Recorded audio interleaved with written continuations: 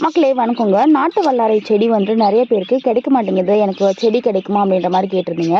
So என்கிட்ட இருக்கக்கூடிய நாட்டு வல்லாரையில் கட்டிங்ஸ் போட்டிருந்தேன். ஸோ போன வாரம் நான் வந்து கட்டிங் போடும்போதே உங்களுக்கு வந்து குட்டியாக வேர் விட்டதை வந்து காமிச்சிருந்தேன்.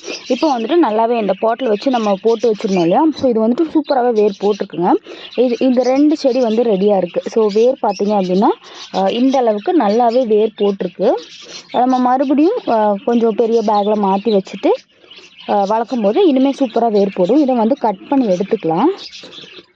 ஸோ இந்த 2 செடி வந்துட்டு கட் பண்ணி எடுத்துக்கிறேன்.